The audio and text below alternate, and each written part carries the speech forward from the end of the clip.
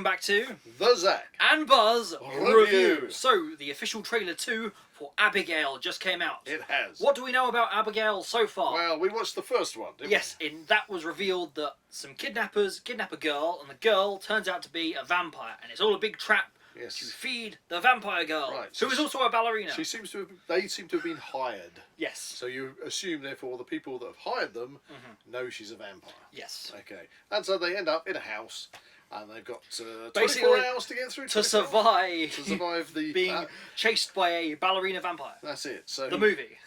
So, official trailer 2 starts off in like this cage where they've trapped the vampire girl. Yeah, so obviously some hunt has happened already because she's got blood on her face. Whereas for me, it kind of looks like an old school elevator kind of cage, if that makes sense. Like an elevator shaft. For me, it looked more like something you'd find in a Wild West prison cell. Okay, because it did have like a gatey type of door. Because she knocks it out. Yeah, because they make a big thing of, haha, who's in the cage now? How are you going to get out of there? By the way, there you go, she escapes. Yeah.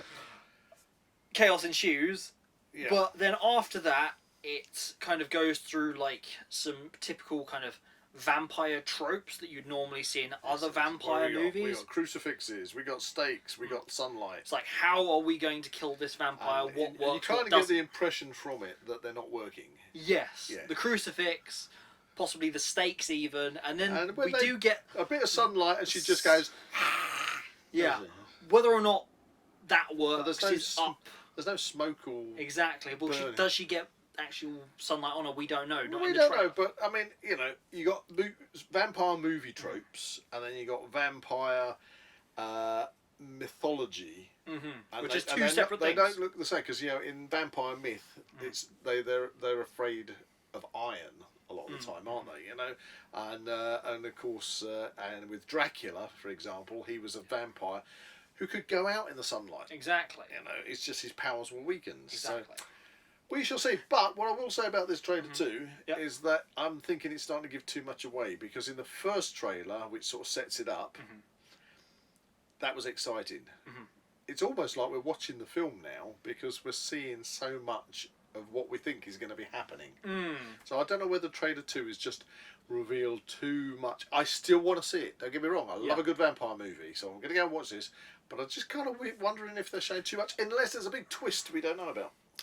That's kind of what I hope that there's got to be in there somewhere. There's got to be a big twist that really kind of sets it apart from your mainstream vampire movies. Well, things obviously have been going on for some time, because what we do see in it is... Oh, yes. So, one of the main shots in this trailer that we didn't see beforehand was this kind of pit of like the body pit, rotten bodies and things that somebody's fallen into. One of the female characters has gone in there, up to her chest in this quagmire of body goo. Starts like screaming and everything, which we have seen in other films before, but it's nice that it's actually in this movie. To compare it to something else, I would probably compare it to The Descent, because there's the descent scene, big pit in that. And also, for me, it immediately reminded me of Outlander, where the character ends up in a big load of bodies. Oh, that's a good one. So, you know, we've seen that kind of scene before, but there seems to be a lot of bodies decaying, so whatever's happening in this house... This is happening... a lot. So, is she the only vampire? Or are there more? Who knows? That'd be a big twist, like... What do you think? What do you think? What's your prediction for the end of this movie, then?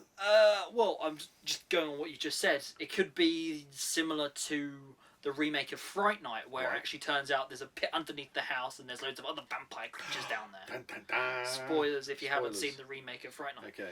Anyway, what I think about the ending could be that after everyone else has kind of been killed off in whichever gruesome manner, it might be that the final girl...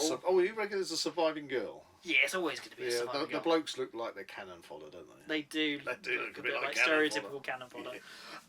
If the final girl makes it, she might be able to kill the vampire, but in the process get bitten and then has vampire powers. That's what I reckon. Or she becomes the vampire. She could become the vampire, I reckon. Well, we shall see. So that's Abigail, the second trailer, and we're looking forward to it. Do we know when it hits the screens? later this month, I believe. Ooh, Yes. that'd be fun. Exactly. I think it's the 19th of April. Okay, so we'll have to do a full review once we've seen it. It's been a while since we've had a good vampire film at the cinema. Yeah, so it's going to be really exciting. Really, isn't it? On time of the year. Yeah, we seem to be getting kind of a steady stream of horror movies out this year, which is great to see, because normally most of your horror movies would come out obviously October time. Halloween time. Exactly. So this is going to be fun. Anyway, there you go. If you enjoyed this review, please like and subscribe to this channel and comment below any suggestions of further reviews you'd like to see. See you in the next one. Oh no, I've been attacked by 30 Days of Night. 30 Days of Night. Yeah. 2-disc special edition. 2-disc special edition. With comic book.